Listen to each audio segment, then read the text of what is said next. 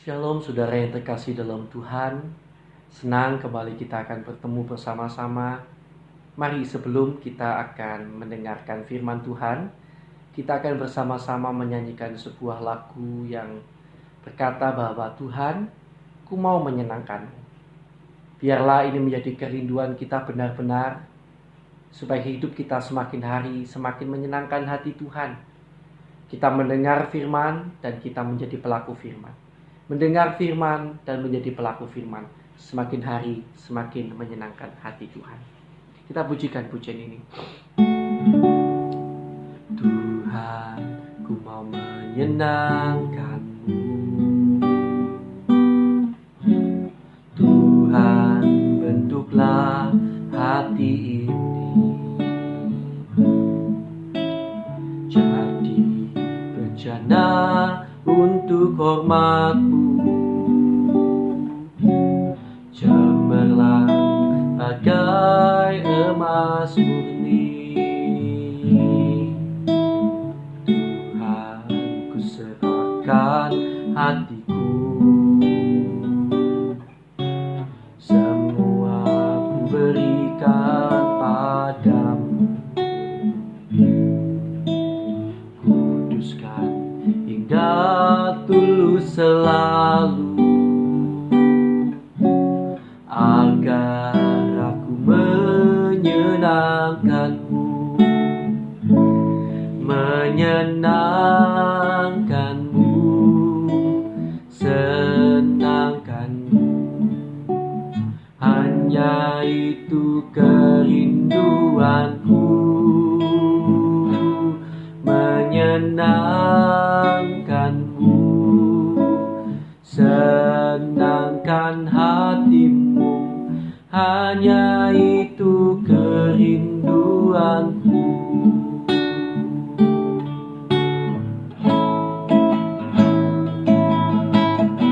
Tuhan, ku mau menyenangkan-Mu.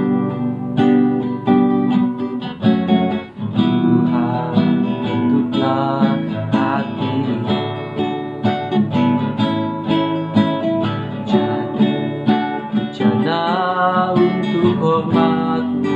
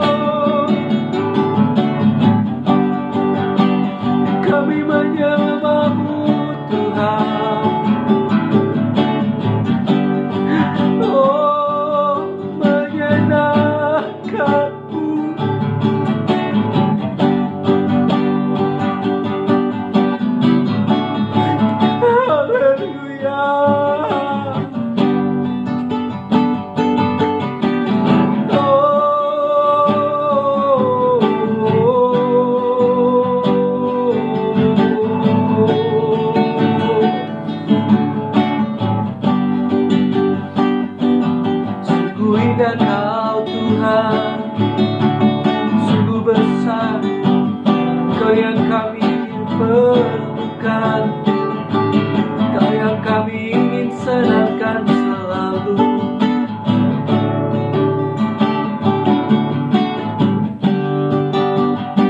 Biar hidup kami menyenangkan-Mu.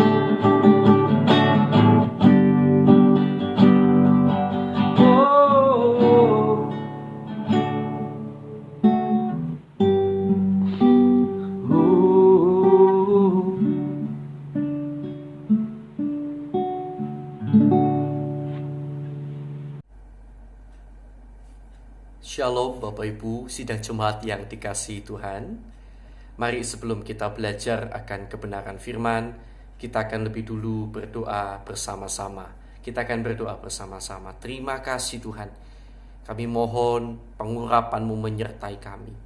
Kami bersyukur buat kesempatan kami masih boleh belajar kebenaran firman.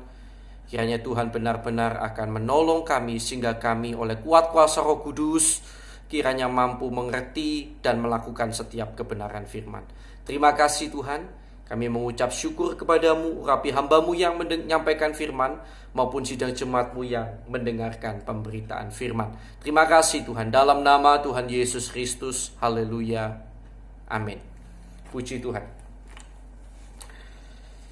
Bapak Ibu, Saudara yang dikasihi Tuhan, hari-hari ini adalah lebih penting lagi untuk kita mengambil waktu lebih banyak dan lebih banyak untuk datang kepada Tuhan. Terutama di dalam keadaan dunia saat ini yang semakin hari semakin mengerikan. Kalau dulu kematian itu tampak bagi banyak orang sangat jauh. Tetapi di waktu-waktu yang saat ini kematian tampaknya begitu dekat. Tampaknya bisa datang kapan saja. Karena terutama wabah yang bernama COVID-19 ini. Nah, saya berharap, saya berdoa, kapanpun kita dipanggil Tuhan, kita siap. Mengapa bisa kita siap? Karena kita setiap waktu hidup kita mau kita pakai untuk melakukan kebenaran-kebenaran firman. Saudara yang dikasihi Tuhan, karena itu saya masih akan mengajarkan saudara untuk memiliki hidup kebenaran yang lebih benar dibandingkan dengan hidup kebenaran ahli-ahli Taurat dan orang-orang Farisi. Inilah salah satu bentuk kita berjaga-jaga, ya, untuk menanti kapan waktu kedatangan Tuhan dan kapan waktunya kita dipanggil oleh Tuhan. Semoga sekali lagi saudara dan saya kapanpun saat itu tiba, kita boleh menyambutnya dengan senyuman dan air mata penuh sukacita, karena kita tahu selama hidup kita sudah pakai untuk memuliakan nama Tuhan, sekalipun belum sempurna, belum sesuai yang Tuhan mau pasti. Tetapi kita tahu bahwa kita sudah melakukan atau berusaha yang terbaik karena kita mengasihi Tuhan. Nah, saudara yang kasih Tuhan, kita sudah sampai pada Matius pasal 6 ayat yang pertama sampai ayat yang keempat. Hari ini kita akan pelajari sekali lagi kitab Matius, Injil Matius pasal yang ke-6 ayat yang pertama sampai ayat yang keempat. Saya meminta maaf kemarin tulisan saya terbalik, ya. Semoga saudara, ya saya tahulah itu mengganggu saudara dan kiranya saudara mau memaafkan saya karena hal ini, ya. Dan sekarang kita akan coba membaca Matius 6 ayat pertama sampai keempat. Ingatlah, jangan kamu melakukan kewajiban agamamu di hadapan orang supaya dilihat mereka. Kata kewajiban agama ini ditulis dengan kata dikaiosune. Artinya sebetulnya adalah kebenaran. Sebuah kata yang sama yang digunakan di dalam Matius pasal 5 ayat ke-20 ketika bahasa Indonesia menerjemahkannya sebagai hidup keagamaan. Ya, jadi saya sudah terangkan bahwa itu adalah hidup kebenaran atau kebenaran. Kalau kebenaranmu, Matius 5 ayat 20, tidak lebih benar dibandingkan ahli Taurat orang Farisi, kamu tidak akan masuk ke dalam kerajaan surga. Hal ini juga sama. Ingatlah, jangan kamu melakukan kebenaranmu di hadapan orang, supaya dilihat mereka.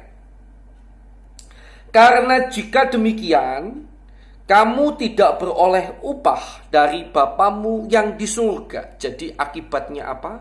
Kalau saudara melakukan supaya dilihat orang, dengan tujuan dilihat orang, apa yang terjadi? Maka yang terjadi, kamu tidak beroleh upah dari Bapamu yang di surga. Ya, hal ini jangan dipandang ringan, karena kalau upah duniawi, mungkin beberapa di antara saudara yang sudah kaya dan memang ingin persembahannya itu, sedekahnya dilihat orang untuk mendapatkan nama. Mungkin saudara merasa tidak butuh upah duniawi. Tidak apa-apa, saya tidak dapat upah duniawi dari Tuhan. Saya sudah kaya, mungkin begitu pemikiran saudara. Tetapi saudara harus tahu bahwa kata upah di sini tidak difokuskan hanya kepada upah yang saudara terima selama yang ada di dunia ini. Bagaimana kalau ternyata yang dimaksud Tuhan adalah saudara akan kehilangan upah di dalam kerajaan surga?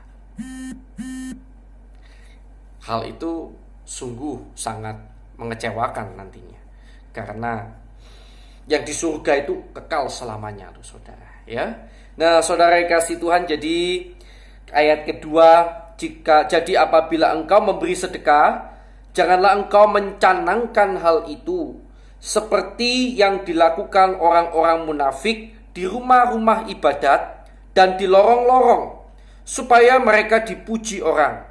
Aku berkata kepadamu, sesungguhnya mereka sudah mendapat upahnya.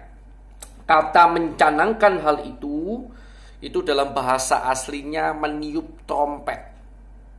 Itu sebuah kata kiasan yang menunjukkan bahwa ketika mereka memberikan sedekah atau memberikan sedekah itu pemberian kepada orang-orang yang tidak mampu, maka sebelum mereka melakukan itu, bagaikan mereka itu membuat sebuah pengumuman, bagaikan meniup trompet. Itu kata kiasannya ya di dalam bahasa aslinya. Jadi jangan kamu seperti orang-orang Farisi, ahli Taurat. Mereka memang memberikan sedekah,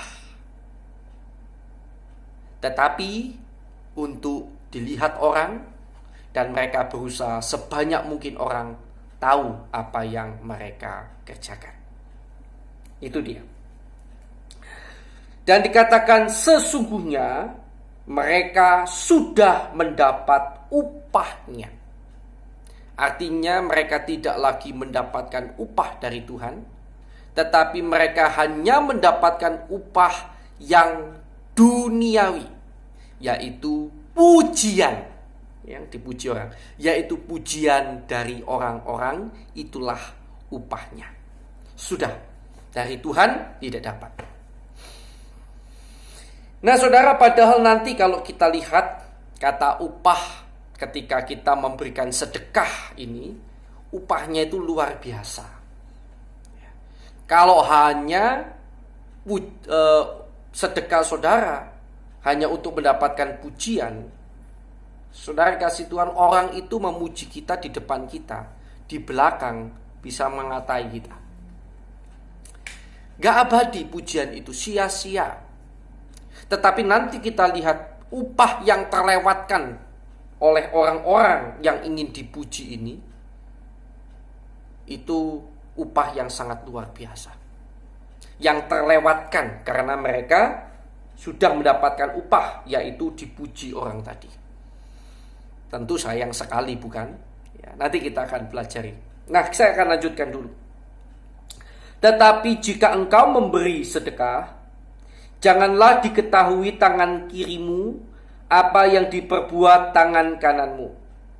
Hendaklah sedekahmu itu diberikan dengan tersembunyi, maka Bapamu yang melihat yang tersembunyi akan membalasnya kepadamu.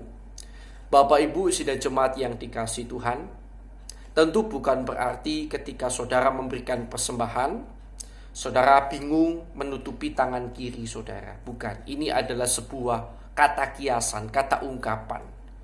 Betapa harus sebisa mungkin tidak ada orang yang tahu ketika kita memberikan persembahan. Mengapa sebisa mungkin orang tidak ada yang tahu? Karena kita tidak ingin dilihat orang. Karena kita tidak ingin mendapatkan pujian dari orang, dari manusia, tetapi mendapatkan upah dari Tuhan. Perhatikan di sini baik-baik. Ya. Saudara yang dikasihi Tuhan, jadi kalau kita memberikan, kemudian ada sedikit saja di hati kita. Nah, ini permasalahannya berarti di hati, ya, di dalam hati. Ketika Yesus bicara tangan kanan memberi, tangan kiri tidak boleh tahu, itu sebuah kata kiasan, itu sebuah kata-kata yang menunjukkan betapa harus kita berusaha sebisa mungkin tidak orang tahu. Nah, dewasa ini terkadang-kadang harus tahu.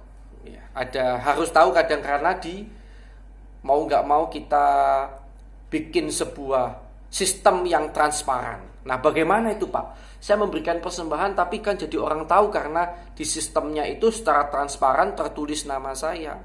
Nah, Bapak Ibu, dalam hal ini ingatlah bahwa kembali di dalam masalah yang ada itu adalah masalah hati. Sebetulnya yang sedang disinggung oleh Yesus adalah masalah hati saudara. Apakah saudara ingin memberi untuk dilihat orang? Ingat, Tuhan tidak bisa ditipu. Tuhan tahu hati kita.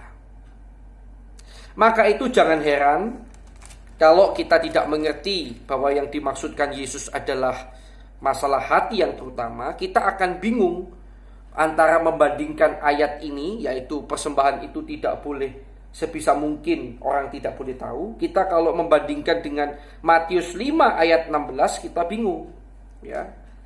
Matius 5 ayat 16 itu seolah-olah berbeda, ya. Matius 5 ayat 16 saya belum tuliskan tadi ayatnya. Saudara, saya ulangi lagi, Matius 5 ayat 16. Demikianlah hendaknya terangmu bercahaya di depan orang, supaya mereka melihat perbuatanmu yang baik dan memuliakan Bapamu yang di surga. Bukankah seolah-olah bertolak belakang? Yang tadi harus diumpet-umpetin, yang ini seolah-olah harus dikabar-kabarkan supaya orang tahu dan memuliakan Bapa yang di surga. Perhatikan kata-katanya. Disinilah letak kata kuncinya. Bahwa ketika saudara memberikan persembahan, baik itu nantinya orang lain jadi tahu ataupun saudara berhasil menyembunyikannya dengan segala macam tentunya pertimbangan, misalnya transparansi dan lain sebagainya, maka yang jadi masalah adalah hati saya dan saudara. Apakah hati saya dan saudara ingin dipuji orang, ataukah hati saya dan saudara ingin ini untuk memuliakan nama Tuhan? Dan sekali lagi ingat, Tuhan tidak bisa ditipu.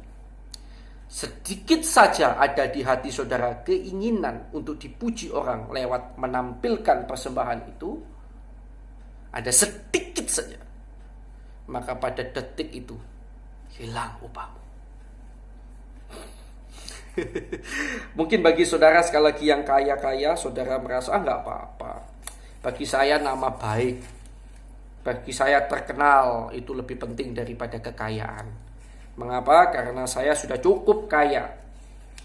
Memang manusia itu kan yang dicari katanya, kalau laki-laki kata orang, harta, tahta, wanita. Harta sudah punya, maka seringkali orang tidak segan-segan menukarkan sedikit hartanya untuk mendapatkan tahta, mendapatkan kemuliaan. Ya. Yang terakhir lebih ngeri lagi, dapat wanita. Oke, Bapak Ibu Saudara yang kasih Tuhan, jadi kita lihat ya, mungkin saudara yang kaya-kaya merasa tidak masalah. Yang penting bagi saya sekarang saya terkenal. Tetapi saudara harus tahu bahwa upah yang saudara lewatkan adalah jauh lebih daripada upah duniawi. Ya, saya akan berikan contohnya. Di dalam 2 Korintus pasal 9, kita akan menggali saja tentang upah ini. Ya. Salah satunya di 2 Korintus pasal 9 ayat yang ke-6 sampai ayat yang ke-16. 2 Korintus pasal yang ke-9 ayat 6 sampai ayat yang ke-11. Kita gali dari sini saja supaya saudara tahu apa upahnya. Baik. Baru ini saja ya. Yang ayat-ayat lain saya belum tunjukkan hanya untuk membuat saudara tahu. Kalau saudara mungkin ada keinginan dipuji orang, saudara akan tahu hari ini apa upah yang terlewat selama ini. Ternyata luar biasa ya. 2 Korintus pasal 9 ayat 6. Jadi sekali lagi, kalau beri sedekah, melakukan kebenaran, jangan sampai untuk dilihat orang. Camkanlah ini, orang yang menabur sedikit akan menuai sedikit juga, dan orang yang menabur banyak akan menuai banyak juga. Baik, ya. Konteksnya apa? Konteksnya tentang memberikan persembahan. Ini konteksnya ceritanya tentang pengumpulan uang untuk jemaat-jemaat di Yerusalem yang dalam keadaan miskin. Bisa dipahami sampai di sini ya? Nah, konteksnya jelas itu. Jadi menabur banyak akan menuai banyak. Dan saya pernah terangkan di jemaat bahwa bukan banyak ini dari jumlahnya, tetapi bagi Tuhan prosentasenya. Ya, prosentase.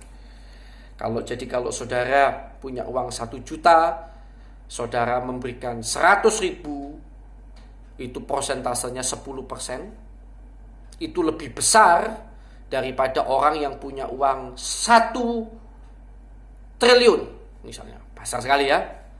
Dan dia memberikan persembahan sebesar 1 miliar. Karena artinya hanya 1/1000.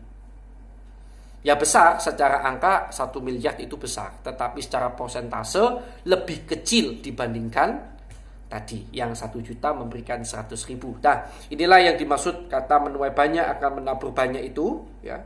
Ayat 7. Hendaklah masing-masing memberikan menurut kerelaan hatinya, jangan dengan sedih hati atau karena paksaan, sebab Allah mengasihi orang yang memberi dengan sukacita. Jadi perhatikan, jangan dengan sedih hati karena paksaan, tetap karena Allah mengasihi orang yang memberi dengan sukacita. Ayat 8 sekarang, perhatikan ini. Dan Allah sanggup melimpahkan segala kasih karunia kepada kamu. Ingat konteksnya ya, tentang tuaian dari ketika saudara memberikan sedekah tadi ya, ini kan konteksnya tentang itu ya. Maka ayat ke-8, Allah sanggup melimpahkan segala kasih karunia kepada kamu, supaya kamu senantiasa berkecukupan di dalam segala sesuatu. Segala sesuatu. Jadi segala sesuatu ini bukan hanya bicara tentang apa yang duniawi atau yang jasmani, tetapi bahkan berkecukupan secara rohani, segala sesuatu. Ya, dan malah berkelebihan, bahkan berkelebihan, berlebih-lebih, berlimpah-limpah di dalam pelbagai kebajikan.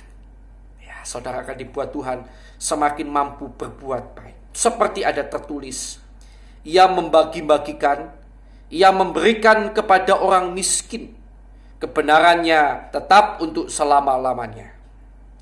Ia yang menyediakan benih bagi penabur dan roti untuk dimakan.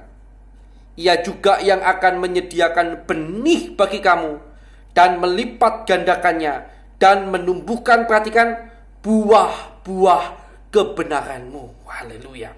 Kamu akan diperkaya dalam segala macam kemurahan hati yang membangkitkan syukur kepada Allah oleh karena kami.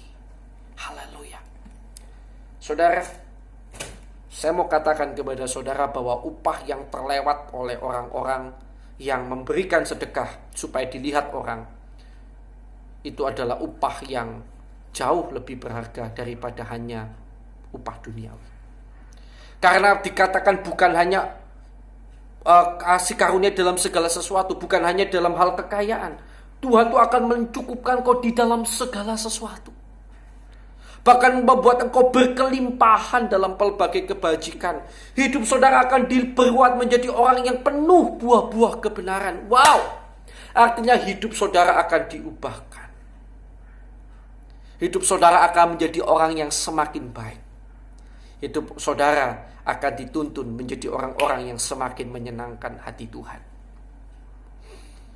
Bagi saudara yang tidak serius terhadap Tuhan, mungkin hal ini tidak penting. Tapi bagi orang-orang yang serius dan tahu betapa singkatnya waktu kehidupan ini, mereka tahu betapa berartinya buah-buah ini, betapa berartinya upah yang ini. Ketika saudara memberikan tanpa ada keinginan sama sekali untuk dilihat orang, upahnya luar biasa. Bukan hanya kebutuhan jasmanimu yang dicukupkan, apa yang rohani itu akan Tuhan limpahkan dalam hidup saudara. Ingat, hidup di dunia ini sementara. Semoga di dalam hidup kita di dunia ini, perjalanan hidup kita menjadi perjalanan hidup yang menyenangkan hati Tuhan. Dilimpahi buah-buah kebenaran. Dan semoga kiranya Tuhan menyempurnakan saudara, mencukupkan saudara dalam segala perkara, dan melimpah-limpahkan saudara dengan pelbagai kebajikan. Saudara semakin hari penuh dengan buah-buah kebenaran, karena saudara mau melakukan sedekah tanpa ingin dilihat orang, tetapi semata-mata untuk mempermuliakan nama Tuhan. Baik, mari kita akan berdoa bersama-sama. Kiranya saudara diberkati oleh renungan hari ini. Terima kasih Tuhan. Kami bersyukur kepadamu. Hari ini kami belajar bahwa ketika kami memberikan sebuah persembahan kepada siapapun, hati kami harus murni tulus untuk memuliakan nama Tuhan, bukan untuk mendapatkan puji-pujian yang sia-sia dari manusia. Semua puji-pujian itu tidak ada artinya, hanya menyenangkan sesaat hati kami.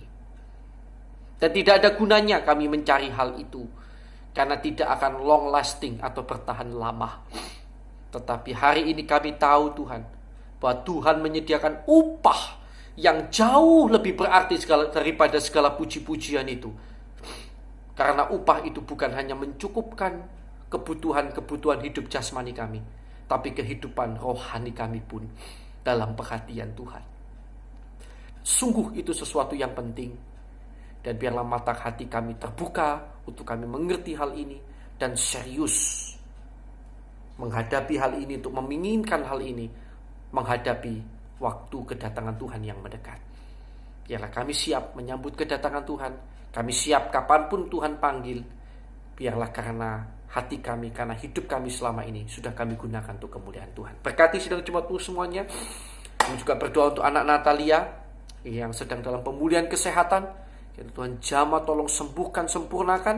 Juga untuk ibu dari Wiji, Tuhan jamah tolong sembuhkan. Dan untuk rekan-rekan kami yang lain, sidang jemaat yang lain, anak-anakmu yang lain yang dalam kondisi sakit pun, juga kiranya Tuhan jamah, Tuhan tolong sembuhkan dalam nama Tuhan Yesus Kristus. Terima kasih Tuhan, kami bersyukur buat hari ini. Dalam nama Tuhan Yesus Kristus, haleluya, amin.